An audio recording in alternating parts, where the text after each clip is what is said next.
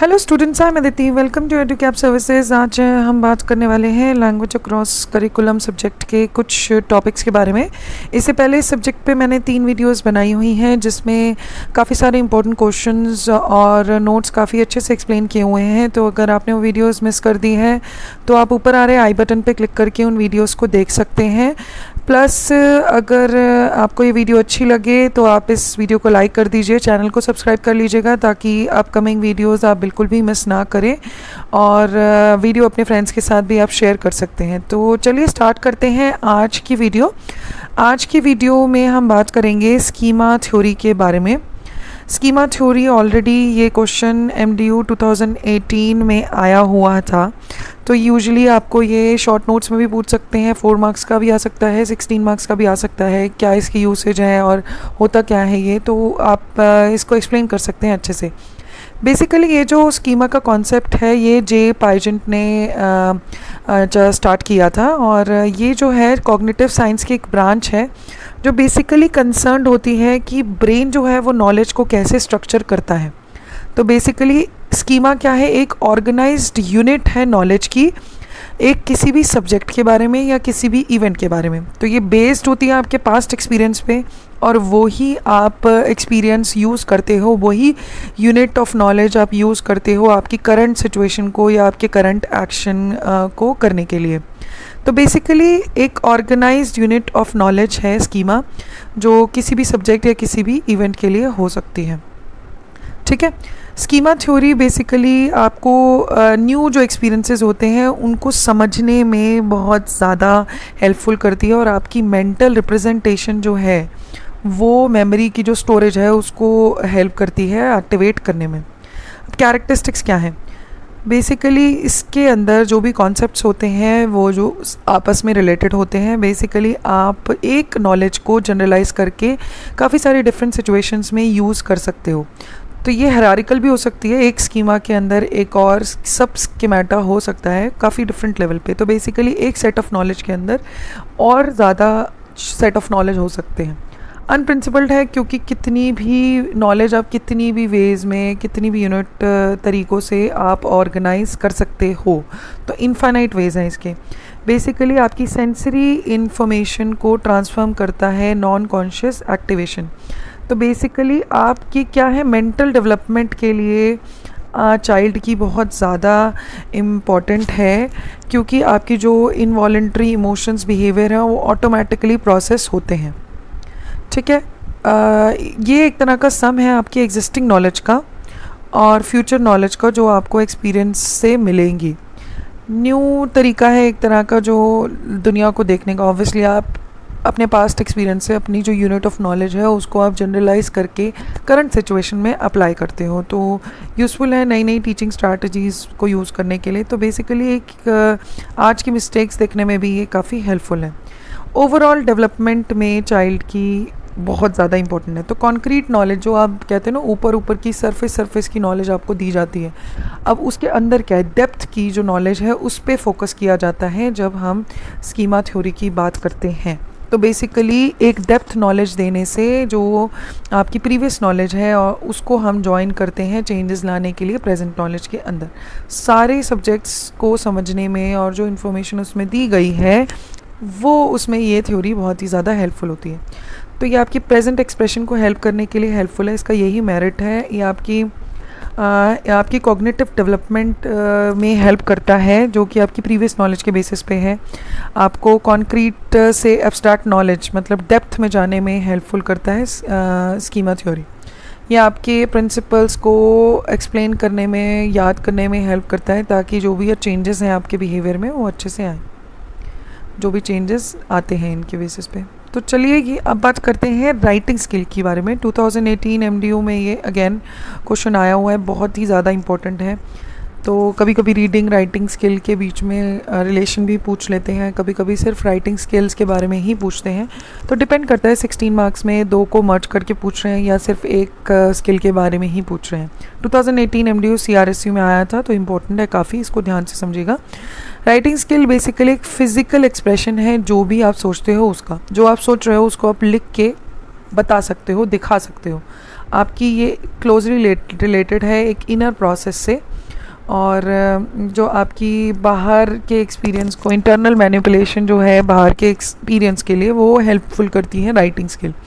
Basically writing के अंदर आपके ग्रामेटिकल स्ट्रक्चर्स होते हैं, वोकैबुलरी होती है, जो कि टीचिंग में बहुत ही ज़्यादा ज़रूरी है एक राइटिंग स्किल को डेवलप करने के लिए। तो अगर आपको कोई इंग्लिश सिखा रहा है लिखने, तो आपको बताएगा उसकी ग्रामर क्या है। हिंदी सिखा रहा है तो उसकी ग्रामर क्या है, उसके क्या वोकैबुलरी है, क्या वर्ड्स यूज़ होते हैं, क्या सेंटेंसेस यूज़ होते हैं। तो बेसिकली आप जब इंग्लिश सीखना स्टार्ट करते हैं तो सबसे पहले तो आप ABCD लिखना स्टार्ट करते हैं, फिर आप ग्रामर के स्ट्रक्चर्स को पढ़ना स्टार्ट करते हैं। सेम हर लैंग्वेज का ही है। राइटिंग स्किल किसी भी लैंग्वेज का आपको डेवलप करना है तो ये चीज़ें बहुत ही ज़्यादा इंपॉर्टेंट है। बेसिकली राइटिंग एक तरह का टूल है जो आपके माइंड में चल रहा है उसको एक्सप्रेस करने का, और ये इतना ही इम्पोर्टेंट है जितना बोलने इम्पॉर्टेंट है उतना ही लिखने का। क्योंकि आप देखेंगे बहुत सारी स्टोरीज़ और जितने भी हमारे ग्रंथ हैं वो सब लिखे हुए हैं, तभी हम उन्हें पढ़ पाते हैं। तो राइटिंग अगर वो एक्सप्रेस लिख कर नहीं करते तो वो नॉलेज पास ऑन कैसे होती। तो ये राइटिंग स्किल बहुत ही ज़्यादा इंपॉर्टेंट है। एस्पेक्ट्स क्या है, सिंटेक्स होता है इसमें, सेंटेंस स्ट्रक्चर होते हैं, चॉइसेस हैं आपकी, आप लॉजिकली क्लैरिटी होनी चाहिए, ओरिजिनलिटी होनी चाहिए, कंटेंट की रेलेवेंस बहुत इंपॉर्टेंट है। जो आप लिख रहे हो उसमें क्लैरिटी होनी चाहिए, लॉजिक होना चाहिए, ओरिजिनलिटी होनी चाहिए। ग्रामर के जो रूल्स हैं, आर्टिकल्स, एडजेक्टिव्स, वर्ब्स, ये सब बहुत ही ज़्यादा इंपॉर्टेंट हैं किसी भी राइटिंग स्किल के अंदर। स्पेलिंग, पंचुएशंस बहुत इंपॉर्टेंट है। ऑडियंस जो आपकी रीडर है जो उसको पढ़ेगी उसको भी ध्यान में रख के आपको चीज़ें लिखनी चाहिए। ईजी होना चाहिए, इतनी वोकैबुलरी टफ नहीं होनी चाहिए कि आपको समझ ही ना आए। राइटिंग प्रोसेस बेसिकली आप पहले राइटिंग ड्राफ्ट बनाते हो, फिर आप उसे रिवाइज़ करते हो। पहले एक बार लिख लिया, फिर उसे चेक करते हो, फिर चेंजेस उसमें आते रहते हैं। तो बेसिकली आप क्या चॉइस कर रहे हो वोकैबुलरी की, क्या रीज़न है लिखने का, ये सारे एस्पेक्ट राइटिंग स्किल के अंदर आते हैं। कैरेक्टरिस्टिक्स क्या हैं, सिंप्लिसिटी है, writing in a straight line, capital letters, small letters सही तरीके से यूज़ हुए हैं या नहीं हुए हैं, प्रोनाउंसिएशन, एक्शन या आपकी पंचुएशंस हैं वो यूज़ हुए हैं, लेटर्स मॉडरेट साइज़ के, डिस्टिंक्ट हैं, अलग अलग दिख रहे हैं या नहीं दिख रहे हैं, वर्ड्स प्रॉपर स्पेसिंग है या नहीं है। तो ये बहुत ही ज़्यादा इंपॉर्टेंट है कैरेक्टरिस्टिक्स राइटिंग स्किल की। इंपॉर्टेंस क्या है इसकी, responsibility for transfer following स्क्वायरली on the writer shoulder. तो बेसिकली जो भी आप लिख रहे हो ये राइटर के ऊपर ही डिपेंड करता है कि वो क्या सामने वाले को समझाना चाहता है। कम्युनिकेशन बेसिकली इसका गोल तो यही है, आप लिखते हो ऑडियंस के लिए, अपने पर्सनल स्टाइल के लिए नहीं। ठीक है, writing must be clearer than spoken language because it lacks this assistance. तो जो आपकी राइटिंग स्किल है बहुत ही ज़्यादा क्लियर होनी चाहिए। लैंग्वेज जब आप बोलते हो तो वो उसमें काफ़ी सारी चीज़ें आप जेस्चर्स वगैरह यूज़ कर सकते हो, देख सकता है इंसान, बट लिखा हुआ है जो बहुत ही ज़्यादा क्लियर होना चाहिए और बहुत ही ध्यान से लिखना चाहिए। और ग्रेट केयर इज़ रिक्वायर्ड, जो भी आप मैसेज लिख रहे हो वो एक्यूरेटली इंटरप्रेट हुआ है या नहीं, मतलब आप जो समझाना चाह रहे हो वही समझा गया है या कुछ और भी उसका मीनिंग निकल सकता है। तो ये सब लिखते हुए इंटरप्रिटेशन कैसी होगी उसकी ऑडियंस द्वारा, वो बहुत ध्यान रखना चाहिए। जो भी डॉक्यूमेंटेशन होती है, हर ऑफिस में डॉक्यूमेंटेशन होती है, वो किस फॉर्म में होती है, वो रिटन फॉर्म में ही होती है। लिखे हुए को माना जाता है, बोले हुए को आप इतनी वैल्यू नहीं दे सकते। अब जितनी भी लीगल फॉर्मेलिटीज़ है वो सारी डॉक्यूमेंटेड है, तो राइटिंग कितनी ज़्यादा इंपॉर्टेंट है। इवन आप देखेंगे आपके नोट्स हैं, ये सारी चीज़ें क्या हैं, सब लिखी हुई हैं, स्टोर्ड रहेंगी अगर आप इन्हें लिखोगे। बोली हुई चीज़ें आप कभी चेंज भी कर लेते हो अगर आप रिकॉर्ड नहीं कर रहे हो उसे। तो रिटन इज़ लाइक कि वो आपके लिए एक तरह से प्रूफ भी यूज़ होता है।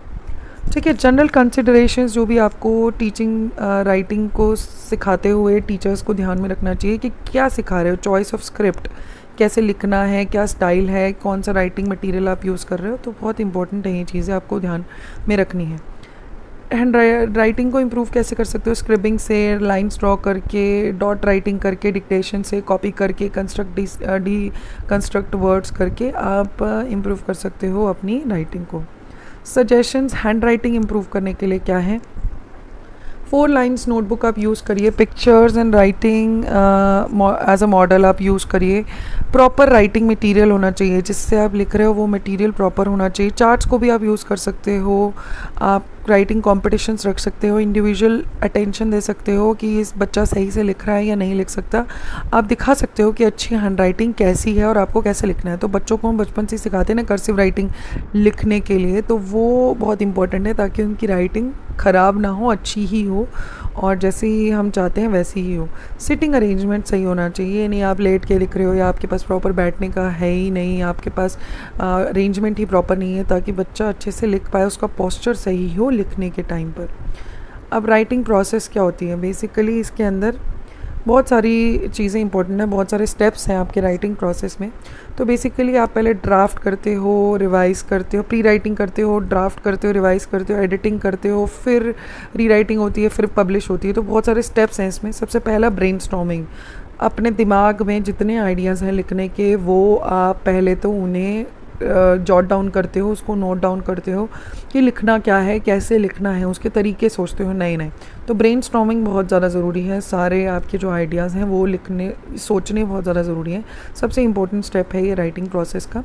उसके बाद आप ड्राफ्ट करते हो कि जो भी आपने सोचा वो लिख रहे हो आप उसे, उसने आपने एक हैंड आउट बनाया उसका, फिर उसमें एडिटिंग करी कि जो भी हमने लिखा है एक रफ़ आइडिया से जो भी लिखा है वो उसमें एडिटिंग करेंगे, फिर हम उसको प्रॉपरली लिखेंगे, फिर राइटिंग करेंगे, फिर री राइटिंग करेंगे, फिर रिवाइज़ करेंगे उसमें, फिर दोबारा चेक करेंगे उसको कि जो अब मैंने फॉर्मली लिखा है दूसरा ड्राफ्ट वो कैसा है। फिर उसमें जो एडिटिंग की ज़रूरत होगी तो आप उसमें एडिटिंग करेंगे, फिर दोबारा आप उस ड्राफ्ट को लिखेंगे, फिर फाइनली जाके वो पब्लिश होगा। तो इतनी बारी आपको रिवाइज़ करना पड़ेगा।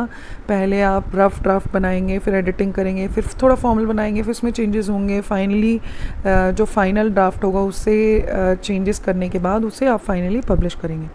वेज़ कौन से होते हैं लिखने के, बहुत सारे वेज़ हैं। रिपोर्ट राइटिंग है, रिपोर्ट्स कैसे लिखी जाती हैं, एस्से कैसे लिखे जाते हैं। नोटिसेस आप देखेंगे स्कूल में भी आपको इंग्लिश की क्लासेस में बहुत ज़्यादा सिखाए गए हैं, ये एस्से राइटिंग क्या होती है, रिपोर्ट राइटिंग क्या होती है।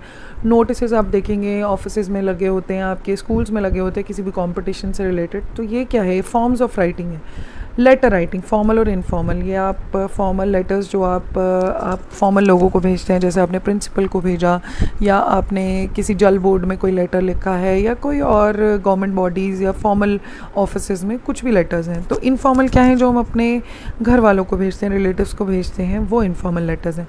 क्रिएटिव राइटिंग भी आती है इसमें, पोइट्री लिखना, म्यूज़िक, प्लेज़ लिखना, टेलीविज़न की स्क्रिप्ट लिखना, सॉन्ग्स लिखना, ये सब क्या है क्रिएटिव राइटिंग में आते हैं। स्पीचेस लिखना, पर्सनल एसेज लिखना, ये सब आपका आता है क्रिएटिव राइटिंग के अंदर। तो ये बहुत सारे वेज़ हैं लिखने के तरीके, कैसे कैसे आप राइटिंग कर सकते हो। ठीक है, अब लिंकेज क्या है राइटिंग और रीडिंग के बीच में, ये भी आया हुआ है 2019 MDO CRSU में और 2018 KUK में, कुरुक्षेत्र में। बेसिकली लिटरेसी जो है, बच्चे, आप पढ़ा लिखा एक इंसान को तभी बोलोगे जब वो लिख भी पाता है और बोल भी पाता है। मतलब पढ़ा लिखा मतलब पढ़ भी पा रहा है और लिख भी पा रहा है, तो लिटरेसी उसी को ही कहते हैं।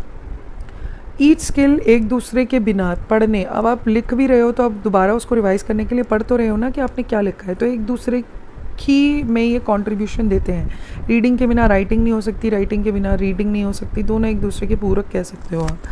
तो बोथ स्किल जो है वो आपकी एनहांस करती है, एंगेजमेंट और रीजनिंग आपकी बढ़ाती है। रीडिंग और राइटिंग आपकी नॉलेज को यूज़ करती है लैंग्वेज स्ट्रक्चर्स के बारे में, वर्ड स्ट्रक्चर और टेक्स्ट स्ट्रक्चर, सिंटेक्स जो है आपका स्टाइल है, दोनों से आप में ये सारी चीज़ें इन्वॉल्व होती हैं। पैरेलल प्रोसेस हैं, साथ साथ चलते हैं ये, और कनेक्शन है रीडर्स का और राइटर्स का, क्योंकि जो बच्चा आप पढ़ना चाहते हैं उसी के अकॉर्डिंग राइटर लिखते हैं। तो एक दूसरे के बीच में रीडर्स और राइटर्स का कनेक्शन भी होता है। राइटर्स यूजुअली इन्फॉर्मेशन देना चाहते हैं, रीडर्स जो होते हैं वो इन्फॉर्मेशन लेना चाहते हैं। तो जो देने वाला है और लेने वाला है दोनों आपस में रिलेटेड तो है ही ना। ठीक है, तो ये पॉइंट्स आप लिख सकते हो जब भी आपसे रीडिंग और राइटिंग के बीच में रिलेशन पूछा जाए। अब बात करते हैं लैंग्वेज डाइवर्सिटी के बारे में। लैंग्वेज एक तरह की एबिलिटी है एक्वायर करने के लिए, एबिलिटी है एक्वायर और यूज़ करना एक कॉम्प्लेक्स सिस्टम ऑफ कम्युनिकेशन को। कम्युनिकेशन के लिए लैंग्वेज यूज़ होती है, तो ये बेसिकली एक ह्यूमन एबिलिटी है कि कोई भी लैंग्वेज वो बोल कर कम्युनिकेशन के लिए यूज़ करता है। इंडिया एक ऐसी कंट्री है जिसमें रेशियल डाइवर्सिटी के अलावा लैंग्वेजेस भी बहुत सारी हैं। तो बेसिकली 400 से ज़्यादा, इनफैक्ट बहुत सारी लैंग्वेजेस हैं जो इंडिया में बोली जाती हैं, जैसे बंगाली, गुजराती, आपकी उर्दू, पंजाबी, ये सारी जो लैंग्वेजेस हैं, असमीज़, ये सारी लिखी बोली जाती हैं। बहुत सारी लैंग्वेजेस हैं, मतलब एन नंबर है, लिख भी नहीं सकते, इतनी सारी हैं इंडिया के अंदर। हर स्टेट की कोई ना कोई अपनी लैंग्वेजेस हैं ही। जो फिजिशियंस जो हैं, लैंग्वेज इसलिए इम्पोर्टेंट है डाइवर्सिटी की वजह से। हो सकता है कि इंफॉर्मेशन आपको इजीली नहीं समझ पाए, लैंग्वेज बैरियर्स बहुत ज़्यादा होते हैं। तो जितनी ज़्यादा आपको लैंग्वेज आती हैं उतनी ज़्यादा आपके पास लर्निंग अपॉर्चुनिटी है। जितनी भाषाएं हैं, जितनी सीख लो उतनी ही कम है। इंडिया क्या, बाहर की इतनी सारी लैंग्वेजेस हैं। अब आप देखेंगे स्कूल्स के अंदर भी फ्रेंच सिखाते हैं, जर्मन सिखाते हैं, स्पेनिश सिखाते हैं, अलग अलग क्लासेस होने लगे हैं ताकि बच्चे ग्लोबली भी रिप्रेजेंट कर पाएँ और ग्लोबल कंपटीशन को ईज़िली फेस कर पाएँ। तो बेसिकली ये एक इंस्ट्रक्शंस हैं जो ग्रुप करी गई हैं एक साथ। डाइवर्सिटी क्लासरूम में कैसे है, अब ये आपका डिपेंड करता है कंटेक्स्ट के ऊपर कि आप कैसे इफ़ेक्ट करता है ये आपके क्लासरूम को, और क्या आप प्रमोट करोगे, क्या टिप्स दे सकते हो कि इंक्लूसिव क्लासरूम इससे फॉलो किया जाए, जिसमें हम हर तरीके के बच्चे को, कोई सी भी कास्ट का हो, कोई सी भी रेस का हो, डिसेबल हो नहीं हो, वो सारे बच्चे एक ही साथ पढ़ें। तो डाइवर्सिटी जो है क्लासरूम की वो बहुत ज़्यादा इम्पॉर्टेंट है। अब डाइवर्सिटी एक क्लासरूम की अफेक्ट कैसे कर सकती है। हो सकता है स्टूडेंट ये सोचे कि वो इस क्लासरूम को बिलोंग ही नहीं करता। तो डाइवर्सिटी एक तरह से अगर होगी, आप बहुत सारी लैंग्वेजेस यूज़ कर रहे हो, तो सारे जो बच्चे हैं वो कंफर्टेबल फील करेंगे क्लासरूम के अंदर। वो बेसिकली स्टूडेंट को हेल्प करेगा एक सेंस ऑफ आइडेंटिटी, कि हाँ उसकी खुद की भी आइडेंटिटी है। फॉर एग्जांपल, बच्चे आपके हिंदी बोल रहे हैं बट आपका जो मीडियम है पढ़ाने का वो इंग्लिश ही है, तो बच्चों को अनकंफर्टेबल होगा। बट अगर आप हिंदी भी पढ़ा रहे हैं और इंग्लिश भी पढ़ा रहे हैं, तो अगर हिंदी और इंग्लिश दोनों समझने वाले बच्चे वहाँ हैं तो दोनों ही कंफर्टेबल होंगे उस क्लास के अंदर।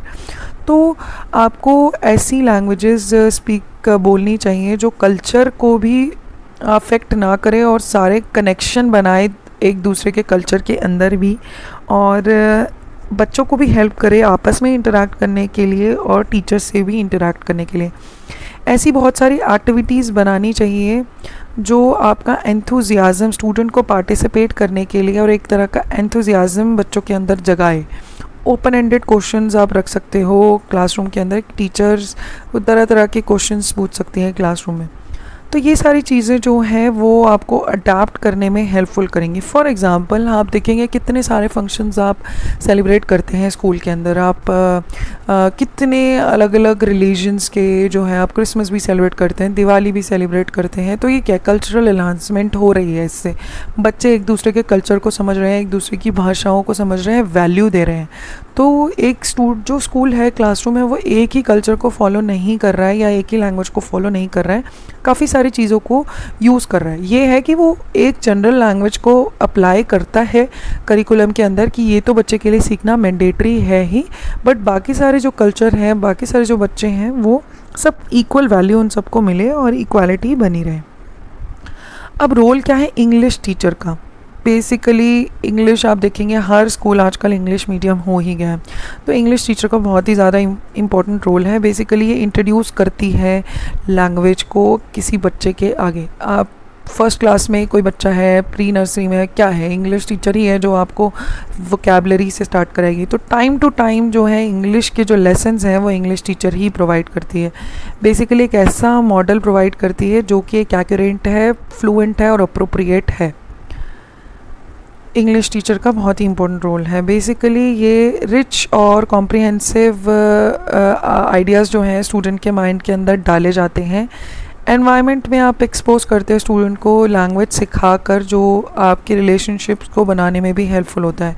अपॉर्चुनिटीज़ जो ऑथेंटिक है यूज़ करने के लिए लैंग्वेज, वो प्रोवाइड की जाती हैं इंग्लिश टीचर द्वारा, और वो लैंग्वेज को सुन सकता है, समझ सकता है और कम्युनिकेशन प्रोसेस में यूज़ कर सकता है। तो ये सारी चीज़ों में जो हेल्प करते हैं वो आपकी इंग्लिश टीचर ही हेल्प करती है। अब एलिमेंट्स जो कंट्रीब्यूट करते हैं इंग्लिश टीचर के लिए, स्पीड, किस तरीके से आप पढ़ा रहे हो, किस स्पीड आप यूज़ कर रहे हो। या तो आप इतना फास्ट चल रहे हो कि बच्चों को कुछ समझ ही ना आ रहा हो, आपको एक नॉर्मल पेस मेंटेन करना है चीज़ें सिखाने का, एक लैंग्वेज सिखाने का बच्चे के लिए, तो वो स्पीड बहुत मैटर करती है आपकी इंग्लिश टीचर में। लैंग्वेज को सिखाने के लिए वोकैबुलरी क्या यूसेज कर रहे हो, क्या वर्ड्स यूज़ कर रहे हो, क्या वोकैब यूज़ कर रहे हो, बहुत इंपॉर्टेंट है। आप क्या लैंग्वेज का क्या स्ट्रक्चर है, तो जो शॉर्ट सेंटेंसेस हैं, जो आपकी सिंपल लैंग्वेज स्ट्रक्चर है, वो बच्चों के लिए बहुत इजी होता है समझने के लिए। तो ये जो स्ट्रक्चर है कि सिंपल लैंग्वेज का आपको समझाना है, सिंपल चीज़ें, सिंपल सेंटेंसेस, शॉर्ट सेंटेंसेस, ताकि बच्चे इजीली सीख भी पाए और समझ भी पाए, अडाप्ट भी कर पाए उस एनवायरनमेंट को, बहुत इंपॉर्टेंट है। कंटेंट, ऐसे टॉपिक्स आप इंट्रोड्यूस करें जिसमें स्टूडेंट का इंटरेस्ट भी हो और इन्वॉल्वमेंट हो, इनकरेजमेंट हो स्टूडेंट द्वारा। आप बार बार रीफ्रेज भी करें और रिपीट भी करें, बार बार जो भी आप समझा रहे हैं वो रिपीट कर रहे हैं, बार बार दोबारा वही लाइनें रीफ्रेज कर रहे हैं, बोल रहे हैं। फ्लेक्सिबल होना चाहिए, ये नहीं कि आप बहुत रिजिड हैं कि इसी तरीके से ही पढ़ाएंगे। तो अलग अलग तरीके आप लैंग्वेज सिखाने के इंग्लिश टीचर द्वारा आप यूज़ कर सकते हैं। अब कंटेंट सब्जेक्ट टीचर का क्या रोल है, जो सब्जेक्ट टीचर्स हैं उनका क्या रोल है, ये बेसिकली इंट्रोड्यूस करता है स्किल को, और जो भी एक लैंग्वेज का कॉन्सेप्ट है, लेसन का जो कॉन्सेप्ट है, वो कंटेंट और लैंग्वेज जो पढ़ाने का मीडियम, जैसे मैं सोशल स्टडीज़ का कोई टॉपिक पढ़ा रही हूँ, हिस्ट्री का कोई टॉपिक पढ़ा रही हूँ और मैं इंग्लिश में बोल रही हूँ, तो एक तरह से मैं कंटेंट क्या पढ़ा रही हूँ, हिस्ट्री के बारे में बता रही हूँ, बट लैंग्वेज में कौन सी यूज़ कर रही हूँ, इंग्लिश यूज़ कर रही हूँ। तो ये क्या है, आप एक तरह से लैंग्वेज और जो आपका कंटेंट है उन दोनों को साथ में लेकर चल रहे हो। तो जो सब्जेक्ट टीचर्स हैं उनका काम यही है कि वो लैंग्वेज भी साथ साथ समझा रहे हैं, साथ साथ आपको कंटेंट भी पढ़ा रहे हैं कि क्या सब्जेक्ट के बारे में क्या नॉलेज आपको दी जा रही है। तो बेसिकली वोकैबुलरी लॉग जो है कंटेंट सब्जेक्ट टीचर का, उसे बताना चाहिए कि क्या, फॉर एग्ज़ाम्पल कोई आप वर्ड्स यूज़ कर रहे हो तो बच्चों को पता होना चाहिए कि क्या है। जैसे आप एडी यूज़ कर रहे हो आफ्टर दैट, तो ये सारी चीज़ें क्या हैं। या आप जो हिस्ट्री में वोकैबुलरी यूज़ करते हैं, जैसे मैथ्स के अंदर कुछ नॉर्म्स हैं, कुछ वर्ड्स हैं, तो वो ऑलरेडी आपको पहले ही बच्चों को समझाने चाहिए कि ये पर्टिकुलर वर्ड का इस सब्जेक्ट में ये मीनिंग है। प्रैक्टिस स्ट्रक्चर्स बनाने चाहिए, तो स्ट्रक्चर्स को प्रैक्टिस करने के लिए बच्चों को हेल्प करना चाहिए। हर सब्जेक्ट टीचर जो है वो लैंग्वेज डेवलपमेंट, जो बच्चे के अंदर लैंग्वेज है उससे डेवलप करने में हेल्प करता ही है, क्योंकि भाषा तो आपको हर सब्जेक्ट को पढ़ाने के लिए चाहिए ही, तो बाय डिफ़ॉल्ट वो बच्चों की लैंग्वेज डेवलप करता ही करता है, क्रिएट करता है ईजी अपनी डेफिनेशंस बनाकर, ताकि ईजिली बच्चे को सब्जेक्ट समझ आ पाए। ये लैंग्वेज टीचर को भी कंसल्ट करते हैं सब्जेक्ट टीचर्स, ताकि जो भी डाउट्स हैं बच्चे के वो सब क्लियर हो जाए। कैसे आप प्रीफिक्सेस, सफिक्सेस एक सेंटेंस में यूज़ कर सकते हो एक पर्टिकुलर सब्जेक्ट से रिलेटेड, वो सब कंटेंट और सब्जेक्ट टीचर का काम है। तो बेसिकली लैंग्वेज लर्निंग एक तरह की आर्ट है एक नई लैंग्वेज को सीखने के लिए, और इसका कोई शॉर्टकट मेथड नहीं है। तो एक लैंग्वेज को सीखने के लिए कुछ भी शॉर्टकट नहीं है, आपको एक पर्टिकुलर रूल फॉलो करना ही पड़ता है, जो कि है LTSRW रूल। तो L इसके अंदर है आपका लिसनिंग, हेयरिंग, और सब्जेक्ट को कॉन्सेप्ट्स को समझने के लिए लिसनिंग बहुत ही ज़्यादा इम्पोर्टेंट है। T स्टैंड्स फॉर थिंकिंग, कि आप कॉन्सेप्ट के बारे में सोच रहे हैं कि क्या हुआ, कब हुआ, कैसे हुआ, फिर आप बोल रहे हैं। S stands for speaking, mobile communication, basically बहुत ज़्यादा जो स्पीकिंग का कम्युनिकेशन है वो बोलने द्वारा ही होता है। R जो आप लिखा हुआ है उसे पढ़ रहे हैं, तो R स्टैंड्स फॉर रीडिंग और राइटिंग, जो आप अपनी जो आपके मन में चीज़ें हैं उसे आप लिख कर इम्प्रूव कर रहे हैं और एक्सप्रेस कर रहे हैं और कम्युनिकेट कर रहे हैं। तो किसी भी भाषा को सीखने के लिए ये सारी चीज़ें इंपॉर्टेंट है, सुनना, समझना, बोलना, लिखना और पढ़ना। तो इसके बिना कोई भी लैंग्वेज आप नहीं सीख सकते। तो आज की इस वीडियो में हम यही सब टॉपिक्स कवर करेंगे। अपकमिंग वीडियोस आप मिस ना करें बाकी सारे सब्जेक्ट्स के, इसलिए चैनल को सब्सक्राइब ज़रूर कर लीजिएगा। वीडियो अच्छी लगे तो इसे लाइक कर लीजिएगा, अपने फ्रेंड्स के साथ शेयर कर लीजिएगा। आज के लिए इतना ही, थैंक यू वेरी मच।